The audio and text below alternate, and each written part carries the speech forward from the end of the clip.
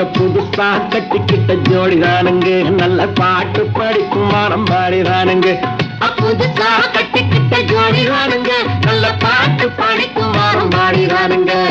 டமுக்கடி பண்டியாளோ டமுக்கடி பங்காயாளோ, டமுக்கடி பண்டியாளோ டமுக்கடி பங்காயாளோ. ஏ சிங்கி ஏ சிங்கா ஏ சிங்கி ஏ சிங்கா.